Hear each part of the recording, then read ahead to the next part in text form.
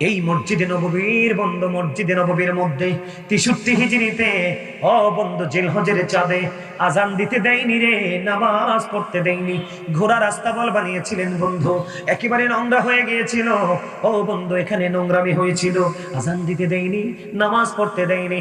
আরো ভয়ঙ্কর খবর হলো, তোমরা জানো না বন্ধু, এই আজিদ বড় ভয়ঙ্কর।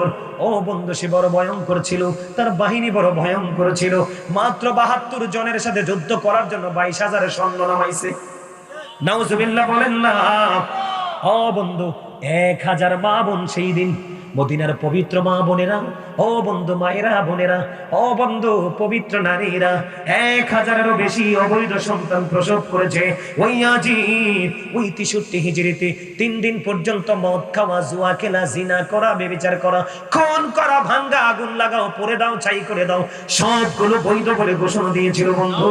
জুড়ে জুড়ে কন্যা নাউজুবিল্লাহ। মসজিদে নববীতে আজান দিতে দেয়নি, নামাজ পড়তে দেয়নি, ইকামত দিতে দেয়নি, ঘোড়া রাস্তা বল বানিয়েছিল। ওই যে খানায়ে কাবা, যেই জায়গার মাটি, পৃথিবীর মধ্যে যেই মাটি সর্বপ্রথম সৃষ্টি হয়েছে, এই যে আপনাদের শিকারি কান্দের মাটি, ওই মাটি আগে হয়নি।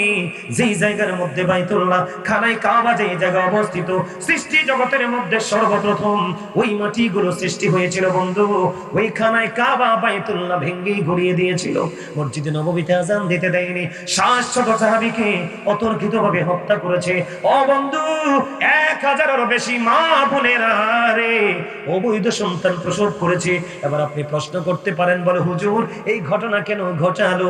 ওই যে আমি আপনাদেরকে বলেছিলাম, ইন্নাল কাফিরিনা কানু লাকুম আদুওয়াম মুবিনা, বেঈমান কাফেরেরা মুসলমানদের প্রকাশ্য শত্রু বন্ধু। এটার কারণ হলো, এদিকে তাকান, ইয়াজিদের যে উপদেশটা ছিল, বন্ধু তার নাম ছিল শারজুন বিন মনসুর রুমি। সে ছিলেন একজন ইহুদি। ঠিক, জোরে জোরে কন্যা নাউজুবিল্লাহ। বন্ধু এই ইয়াজিদ বাহিনী কিন্তু মাজারগুলো ভাঙছে। কথা বলেন না কেন? বন্ধু এই বন্ধু ইয়াজিদের চরিত্রে ছিল জিনা করা, ইয়াজিদের চরিত্রে ছিল মানুষের ঘর বাড়ি পড়া, ইয়াজিদের চরিত্র ছিল লুণ্ঠন করা, ইয়াজিদের চরিত্র ছিল মানুষের কলিজা ছিঁড়ে নিয়ে যাওয়া। এই বাংলাদেশের জমিনে যত অপকর্মগুলো করছে, অপ্রীতিকর ঘটনাগুলো ঘটাচ্ছে, সবগুলো বন্ধু ইয়াজিদ বাহিনী। আমি নাম বলতে পারবো না, আপনারা সবাই চেনেন। ইয়াজিদ বাহিনী কিন্তু ভোটের মাঝে লড়াই করতে আসবে। এখন ইয়াজিদ বাহিনী মা বোনদেরকে হাতে নেওয়ার জন্য ভোটের মাঠে বন্ধু নামিয়ে দিয়েছে, বিভিন্ন ভাবে প্রলোভন দেখাচ্ছে। আপনারা সাবধান থাকবেন, ওই ইয়াজিদ বাহিনী যদি ক্ষমতায় আসে, সবচেয়ে বড় ক্ষতিগ্রস্ত হবে রে এই বাংলাদেশের মা বোনেরা। জোরে জোরে কন্যা ঠিক না ঠিক? আমি আপনাদেরকে বলে দেই, এই মা বোন যদি বন্ধু এই দুনিয়ার বুকে, এই বাংলার জমিনে মা বোনেরা বন্ধু নিরাপদ থাকবে না, ধর্ষণের শিকার হবে। এখনই দেখেন বন্ধু, তারা যে অপকর্মগুলো করছে, এটার কিন্তু কোনো বিচার নাই, রিঅ্যাকশন নাই। কথা বলেন না কেন? আমি আপনাদেরকে বলে দেই, যারা রাষ্ট্র চালাতে পারবে, যারা রাষ্ট্র চালানোতে দক্ষ, তাদেরকে দিবেন। কারণ আপনি যদি দেশের মানুষ এবং দেশকে ভালোবেসে থাকেন, কি আমার ওয়াজ শেষ? আর ওয়াজ করবো না, শেষ, অনেক ওয়াজ হয়েছে। আমি ভাবছি যে শেষ করে দিব 1.5 ঘন্টায়, 2 ঘন্টার উপরে হয়ে গেছে। আরে আমি সিস্টেম করতেছি, আপনি টেনশন করার দরকার নাই। হ্যাঁ আমার দিকে তাকান। আমি আজকে আসতাম না, কিন্তু এখানে সত্যি কথাটা বলি, আসতাম না। কারণ মাস্টার সাহেব আমাকে গিয়ে দাওয়াত দিয়েছেন অত্যন্ত আদবের সাথে। উনি এবং ওনার সফর সঙ্গীর অত্যন্ত বিনয়ী ছিল। আমার সাথে যে কথা বলেছে, তারা কিন্তু আমার চাইতে সিনিয়র বয়সে, শিক্ষায় দীক্ষায়, কিন্তু তাদের মধ্যে ছিল যথেষ্ট নমনীয়তা, যথেষ্ট সফটনেস। কিন্তু আমার দরবারে আজকে বিশাল প্রোগ্রাম চলতেছে। আমি জানতাম না যে আজকের দিনে আমার দরবারে প্রোগ্রামটা হবে। শাহপুর দরবার শরীফ আপনারা চিনেন কিনা জানি না। ডক্টর আহমদ পেয়ারা বাগদাদি জবরদস্ত আল্লাহর ওলি ছিলেন, ঠিক কিনা বলেন? আরো জোরে চিনেন তো আপনারা? তারপর আমি শেষ করতে একটু, আমি আমার কথা কি একটু রাগ হয়েছে? আরো জোরে বলেন। সত্যিকারের রাজনীতিবিদ যারা, তাদেরকে ভোট দিবেন। কাকে? যারা দেশকে চালাতে পারবে। এখানে কিন্তু আবেগ নাই, এখানে হচ্ছে বিবেকের খেলা। কারণ I love my country and countries people, আমি আমার দেশ এবং দেশের মানুষকে ভালোবাসি। এই ভালোবাসার মানুষকে ভালো রাখতে হলে ভালো মানুষকে কি করতে হবে? কথা বলেন না কেন? ইয়াজিদ বাহিনীকে ভোট দেবেন? মাজার যারা ভাঙছে ভোট দেবেন? আর এডি জীবনে ক্ষমতা আসতে পারবে না। কেমনে আসবে ক্ষমতায়? আল্লাহ কি বলছে? মান আদালি ওয়ালিয়ান ফাকাদ আযানতুহু বিল হারব। যারা আল্লাহর ওলিদের সাথে দুশমনি করে, বেয়াদবি করে, আল্লাহ তাদের বিরুদ্ধে নিজে যুদ্ধ ঘোষণা করছে। তারা ক্ষমতায় আসবো। ক্ষমতা কি চেয়ার কি মুড়ির মোয়া? আমরা মুসলমান বুঝে গেছি তোমার জন্য সূর্য দাঁড়াই থাকবে না। সূর্য কি কারোর জন্য দাঁড়ায়? আরে মিয়া, যে বলে আমার জন্য সূর্য দাঁড়ায় থাকবে সে তো বাংলাদেশকে দাঁড় করাই দিবে। ঠিক কিনা বলেন? কি বলছি? হ্যাঁ, সাবধান হইতে হইব। কথা কন না কেন? আরো জোরে। আপনার সবচেয়ে বেশি ক্ষতি হবে এই আজিদ বাহিনী ক্ষমতায় আসলে। নারীরা সবচেয়ে বেশি ক্ষতিকর হবে, কারণ 61 হিজরি থেকে 63 হিজরি পর্যন্ত যে তাণ্ডব চালা দাঁড়িয়েছে।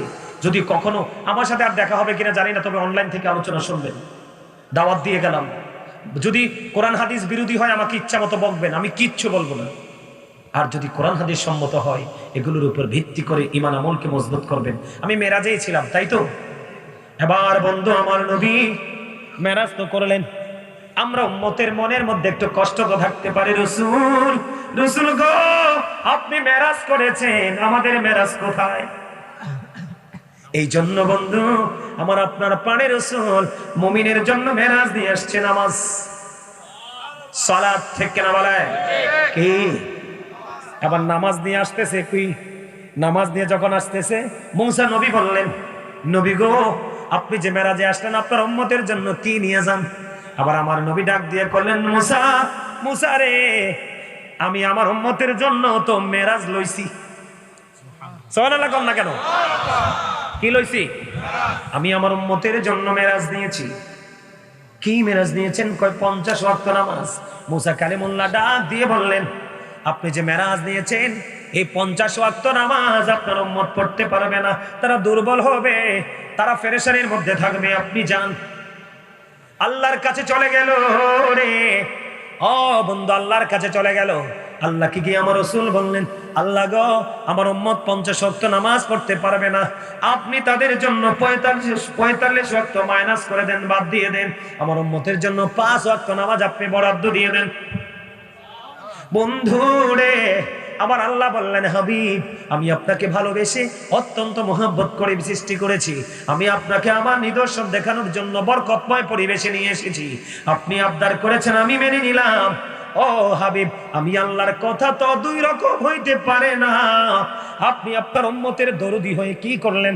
5 ওয়াক্ত চাইলেন, আমি আমার বান্দার জন্য দরদি হয়ে 50 ওয়াক্ত দিলাম। হাবিব গো আমি আপনার কথাও রাখবো, আমার কথাও রাখবো। আমি বরাদ্দ দিলাম আপনার উম্মতের জন্য 5 ওয়াক্ত নামাজ, কিন্তু আমি আল্লাহ কথা দিলাম যথাযথভাবে যে 5 ওয়াক্ত নামাজ পড়বে আমি তাকে 50 ওয়াক্তের সওয়াব আমি প্রতিদিন দিব। আমরা দামি না কম দামি? খাই 1400 আমরা কম দামি হচ্ছি। আরো জোরে কোন কোন দোষে? বাংলা কথা কয়ে ফেলছি, একদম লোকাল। খাই 14 কথা কন না কেন? একবারে সোজা কথা। খাইচোদ যার বালা তার সব জায়গায় ঠিক কিনা বলেন? স্বভাব কিন্তু খুব গুরুত্বপূর্ণ জিনিস, বিবেকও কিন্তু খুব গুরুত্বপূর্ণ জিনিস। রাসূল বলছে বিবেক হলো আল্লাহর দেওয়া নূর। আল্লাহ বিবেক নামক নূর সবাইকে দেয় না, যে বিবেকবান তার চতুর্পাশ আলোকিত। এখন আমরা এত অন্যায়, অপরাধ, জোর, জুলুম, চুরি, ডাকাতি, এত সুদ, ঘুষ, অন্যায়, অত্যাচার, মানুষ মারা, এগুলো কেন করছি? একমাত্র নামাজ না পড়ার কারণে। কি করার কারণে? ইন্নাস সালাতা তানহা আনিল ফাহশাই ওয়াল মুনকার। নামাজ মানুষকে খারাপ কাজ থেকে বাঁচিয়ে রাখে, অশ্লীল কাজ থেকে নামাজ মানুষকে বাঁচিয়ে রাখে। 5 ওয়াক্ত নামাজ ঠিক মতো পড়ে আপনার জীবনের সবকিছু বদলে যাবে। সবচেয়ে মজার খবর বলবো নি একটা, বললে যাইতে আপনি মনে রাখবেন নি ওয়াজ না ভুললে যাবেন? হাদিস শরীফের মধ্যে এসেছে, রাসূল বলেছেন as-সালাতুল খামস আল জুমআতু ইলাল জুমআ ওয়া রমাদানু ইলা রমাদান মুকাফফিরাতুল লিমা বাইনাহুন্না ইযা তুনিবাতিল কাবাইর। আমার রাসূল বলেছেন একটা কান 5 ওয়াক্ত নামাজ। কয় ওয়াক্ত? 5 ওয়াক্ত নামাজের মধ্যে গ্যাপ আসেনি। ফজর থেকে জোহর এই মাঝখানটা গ্যাপ, জোহর থেকে আসর এই মাঝখানটা গ্যাপ, আসর থেকে মাগরিব এই মাঝখানটা গ্যাপ, মাগরিব থেকে ঈশা এতটুকু গ্যাপ। ঠিক কিনা বলেন? আছে না? আমরা কথা কই, চা খাই, এই বাড়ি ওই বাড়ি যাই, কত রকমের গুনাহ হয় কি হয় না? রাসূল বলছেন 5 ওয়াক্ত নামাজ যদি তুমি একটু ঠিক মতো পড়ো, মাঝখানে গ্যাপের গুনার কাফারা হয়ে যাবে। তানি মানে এরপরে বলেছেন অল জুমআতু ইলাল জুমআ, এক জুমা থেকে আরেক জুমার মাঝখানে যে গ্যাপ আছে এই গুনাহগুলোর কাফারা হয়ে যাবে দুই দিকের জুমার কারণে। আমার রাসূল বলেছেন ওয়া রমাদানু ইলা রমাদান, এক রমজান থেকে আরেক রমজান। থাক না, আমার দিকে তাকান, এদিকে তাকান। এক রমজান থেকে আরেক রমজান, এই এক রমজান থেকে আরেক রমজান 305 দিনের গ্যাপ। কত দিনের গ্যাপ? 305 দিনের গ্যাপ।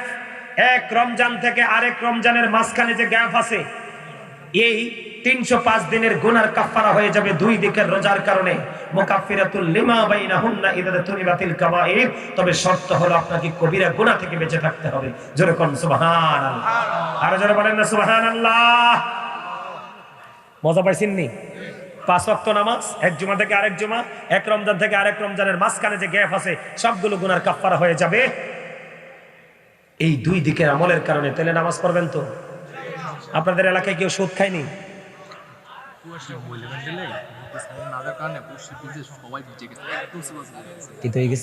মানে দাঁড়াই দিছে। আমি আমার মা বোনদেরকে বলবো, অনেকে বাহিরে দাঁড়িয়ে আছে, তারা কুয়াশা পরে একবারে ভিজে গেছে, ওনারা ভিতরে বসার সুযোগ পাচ্ছেন। আমি আমার মা বোনদেরকে বলবো, মাদের মন সব সময় নরম হয়, কোমল হয়। আপনাদেরকে বলবো, আপনারা একটু চেপে চেপে বসে প্যান্ডেলের ভিতরে বাকি মা বোনদেরকে একটু দয়া করে জায়গা করে দেন। আমি এখনই শেষ করে দিচ্ছি। আমি এতক্ষণ আলোচনা করার মানুষ নই, এতক্ষণ আলোচনা করার জন্য আজকের জন্য প্রস্তুত ছিলাম না, কারণ আমার এখান থেকে শেষ করে আমি আমার দরবারে যেতে হবে। তো আমি আপনাদেরকে এইটুকু বলে শেষ করতে চাই, যুবক ভাই, আমি তোমাদেরকে বলে দিতে চাই, এদিকে এই, আমি একটা হাদিস বলতে গিয়ে ঘুরে গেছিলাম, তোমাদের কি মনে আছে? যে আমার রাসূল মসজিদের মধ্যে একজন এসে নামাজের নিয়ত বেঁধে ফেললো। হাদিসটা কিন্তু বলি নাই, আপনারা খেয়াল রাখছেন কিনা জানি না, মনে আছে না? তো এই লোকটা নামাজের নিয়ত বাঁধলো। যুবক ভাইদেরকে বলছি, তোমরা প্লিজ একটু মন দিয়ে শোনো ভাই। তো ওই লোকটা নামাজের নিয়ত বেঁধে ফেললো। রাসূল বললেন তুমি অজু করে আসো, অথচ সে নামাজ কিন্তু নিয়ত কিন্তু বেঁধে ফেলেছে। রাসূল বললেন তুমি অজু করে আসো। তিনি অজু করতে গেলেন, অজু করে এসে আবার তিনি নামাজের নিয়ত বাঁধলেন। আমার রাসূল বললেন তুমি আবার অজু করে আসো। তিনি আবার অজু করতে গেলেন, অজু করে তিনি যখন আবার এসে নামাজের নিয়ত বাঁধলেন, আমার রাসূল বলেন আবার তুমি অজু করে আসো। খেয়াল করেন কত ভয়ঙ্কর অপরাধ তার মধ্যে আছে। আমার রাসূলকে প্রশ্ন করা হলো, নবী গো বারবার কেন বলছেন ওযু করার জন্য? ইয়া রাসূলুল্লাহ, নবী গো কারণটা কি? গুরুত্বপূর্ণ ভাবে নামাজ পড়ার জন্য নিয়ত বেঁধে ফেললো, আর আপনি বললেন নামাজ ভেঙে ওযু করে আসো কেন? আমার রাসূল বললেন ওই যে সেই পোশাকটা পরেছে, এটা কোরআন হাদিস সম্মত নয়। আল্লাহ যে বলেছে উপর দিয়ে থাকতে হবে নাভি বরাবর, নিচে দিয়ে থাকতে হবে টাকনোর উপরে। এই কন্ডিশনে ইমানদার পুরুষ পোশাক পরা ফরজ। তোমরা যারা যুবক ভাইরা জিন্স প্যান্টটা পড়ো, এটা উপর দিয়েও নাভির নিচে, নিচে দিয়েও টাকনোর নিচে। বুখারী শরীফের মধ্যে এসেছে শুধুমাত্র এই পোশাকের কারণে তার ঠিকানা হয়ে যাবে জাহান্নাম।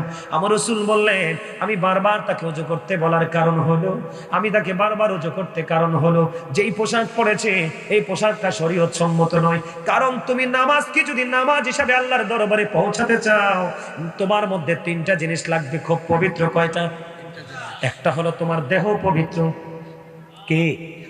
একটা হলো তোমার দেহ পবিত্র, আরেকটা হতে হবে তোমার পোশাক পবিত্র, আরেকটা হবে পোশাকটা তোমার ইচ্ছে মতো পরলে হবে না, পোশাকটা হতে হবে শরীয়তের সীমার মধ্যে।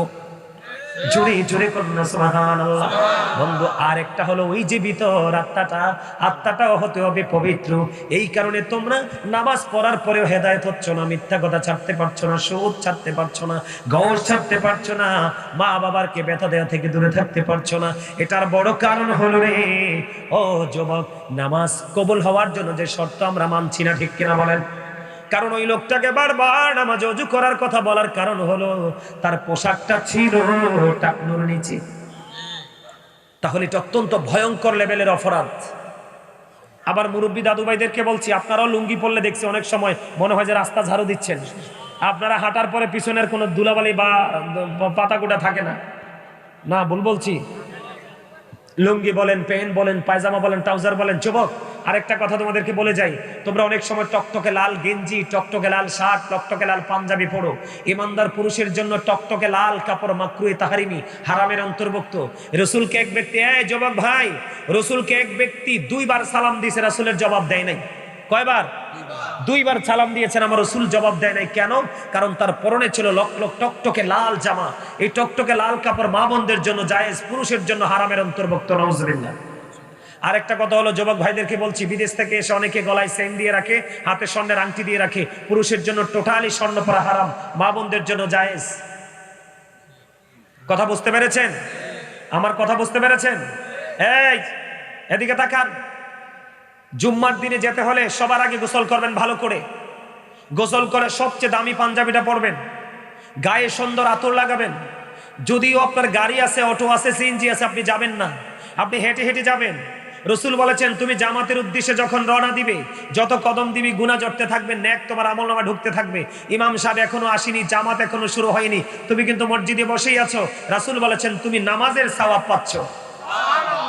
সবচেয়ে বড় মজার খবর, রসুল বলেছেন যেই ব্যক্তি সবার আগে জুম্মার মসজিদে যাবে, সবার আগে গিয়ে প্রথম কাতারে বসবে, তার আমলনামা একটা উট সদকার সওয়াব চলে আসবে। বন্ধুরে আমার, সেই লোকটা মসজিদের মধ্যে সবার আগে চলে গেল, যে যে যে যে বন্ধু সবার পরে বের হলো, সবগুলো মানুষ বের হয়ে গেল, সে সবার পরে বের হলো। বের হয়ে তার বাড়ি যাইতে যতগুলো কদম লাগবে রে, প্রত্যেকটা কদমের বিনিময় 1 বছরের নফল ইবাদতের সওয়াব দেওয়া হবে। তোমার বাড়ি যেতে যদি 100টা কদম লাগে, তোমার আমলনামায় 100 বছরের নফল ইবাদতের সওয়াব দেওয়া হবে। জোরে জোরে কন্যা সুবহানাল্লাহ। তাহলে আমরা নামাজিকে তাড়াহুড়া করব? আরেকটা সমস্যা, জুমার দিনে বিশেষ করে দেখা যায় ইমাম সাহেব সালাম ফেরানোর পরে যুদ্ধ শুরু হয়ে যায়, কার আগে কে বের হবে। এই রসুল বলেছেন ওই পর্যন্ত তোমরা দাঁড়িয়ে থাকো, 40 পর্যন্ত দাঁড়িয়ে থাকো। কি মানে? নামাজি নামাজ পড়তেছে, তুমি বের হওয়ার জন্য কোনো জায়গা পাচ্ছ না, সেই অবস্থায় যতক্ষণ তার নামাজ শেষ না হবে, সালাম না ফিরাবে, ততক্ষণ তুমি বের হইও না। যদি 40 পর্যন্ত দাঁড়ায় থাকতে হয়, তাহলে 40 পর্যন্ত দাঁড়ায় থাকো।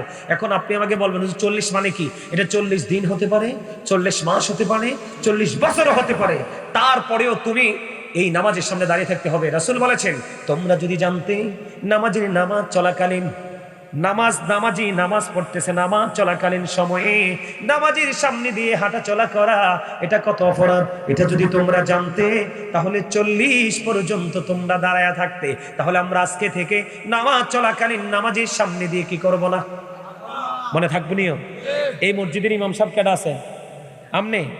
আমনের দায়িত্ব দিয়ে গেলাম। তারা যখন সে অপরাধগুলো করবে, শুধু কি করবেন, যে গাজী হুজুর বলে গেছিল ওই যে ওয়াজ মনে রাখবেন, এটা শুধু মনে করাই দিবেন তাদেরকে। হ্যাঁ, 3 তারিখের মাহফিলটা মনে করাই দিবেন, 2026 সাল। মারহামা।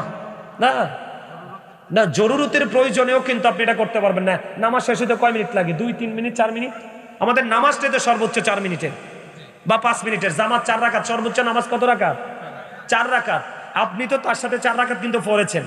হয়তো সে স্লো, একটু আদবের সাথে নামাজ পড়ছে, আপনি হয়তো তাড়াতাড়ি করছেন, অথবা আমি তাড়াতাড়ি করছি, আপনার 1-2 মিনিটের ডিফারেন্স হয়, এর বেশি হয় না।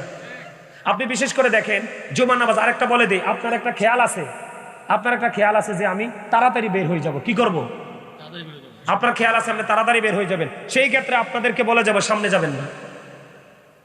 কারণ তাড়াতাড়ি বের হওয়ার মনোযোগ নিয়ে নামাজি গেলে সে নামাজি নয়। কারণ সবকিছুতে কমার্শিয়াল স্টাইল চালু করা যায়, ইবাদতে কমার্শিয়াল শব্দ চলে? কিও চলে? দাদু ভাইরা কি বলেন, চলে না। আমি কিন্তু শুরুতে যেভাবে ওয়াজ করেছি, সে করার কথা ছিল সেভাবে করিনি, সব জায়গায় যেভাবে করি সেভাবে করিনি। আমার দাদু ভাইরা এখানে এসেছেন, আমার মা বোনেরা আমাকে গোটা পৃথিবীতে পুরুষরা যত বেশি ভালোবাসে, 3 ভাগের 2 ভাগের বেশি মা বোনেরা ভালোবাসে, তাও বয়স্ক যারা, তারা। মারহাবা বলেন। আমি বললাম না আমার বন্ধু সব মুরব্বী। আপনারা খুশি হইলেন না? আমিও মুরব্বীদেরকে পছন্দ করি। আল্লাহ যেই মুরব্বী আল্লাহর গোলামি করতে করতে চুল দাড়িগুলো পাইকে গেছে, কি হয়ে গেছে? আল্লাহ দাড়ি পাকা মুরব্বীকে জাহান্নামে পোড়াতে আল্লাহর শরম লাগে। সুবহানাল্লাহ দি কয় না? যেই মুরব্বী আমল করতে করতে দাড়িগুলো পেকে গেছে, তাকে আল্লাহ জাহান্নামে দিতে লজ্জা লাগে। আজকে থেকে কি হয়ে যান, মানে জীবনটা যেমন ছিল তার চেয়ে উন্নত ভাবে আল্লাহ রসুলের দিকে ধাবিত করে দেন। আর নামাজের মুসল্লায় বলে একটু কান কেঁদে দেন। রসুল বলেছেন মাসির মাথার সমপরিমাণ একটা ফোঁটা চোখের ফানি যদি তোমার নামাজের মুসল্লা আল্লাহকে ভয় করে, হাসরকে ভয় করে পড়ে যায়, আমার রসুল বলেছে তোমার জন্য জান্নাত বরাদ্দ হয়ে গেল, জাহান্নাম হারাম হয়ে গেল। আমি শেষ করে দিচ্ছি, অনেক আলোচনা হয়ে গেছে, বেশি আলোচনা করলে আপনারা মনেও রাখবেন না। তবে হাঁটতে বইতে একটা আমল বলে যাই, এদিকে তাকান।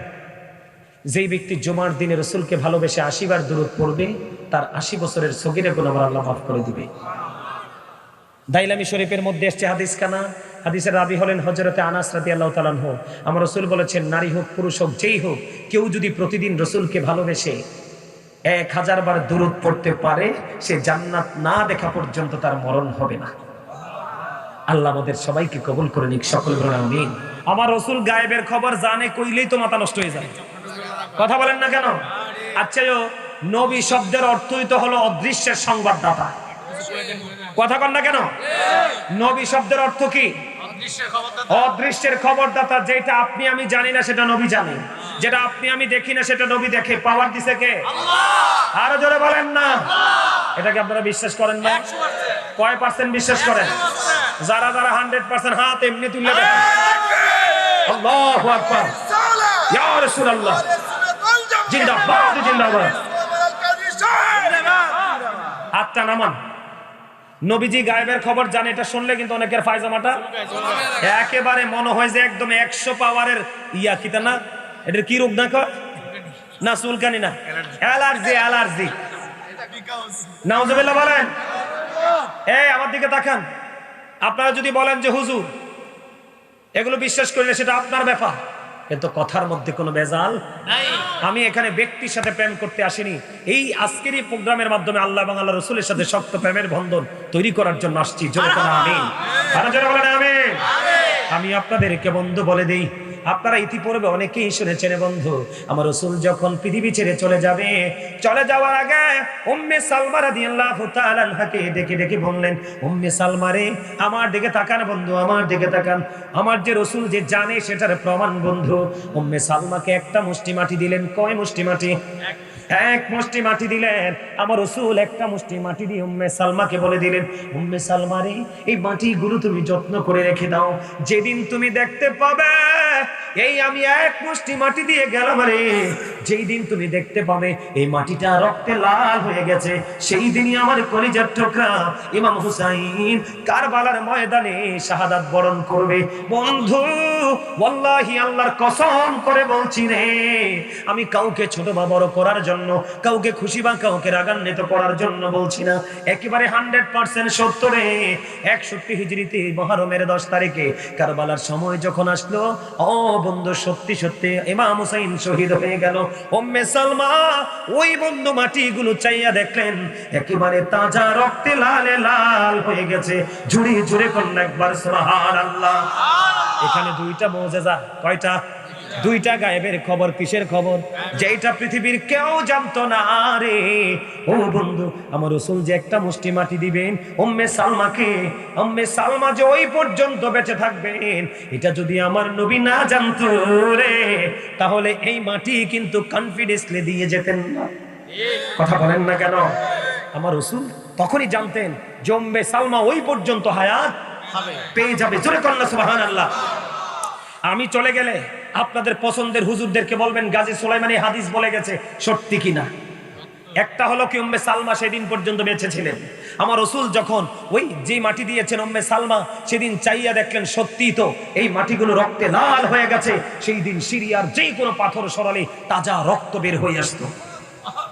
নাউজুবিল্লাহ বলেন না, একবার বলেন সুবহানাল্লাহ। এখন কিন্তু আমাদের দেশে দেখবেন মুহররম আসলে ইয়াজিদের প্রশংসা করে। একটা বাটপার আছে, কইতাম না, নাম কইতাম না, আপনারা চিন্তা ফেলাইছেন।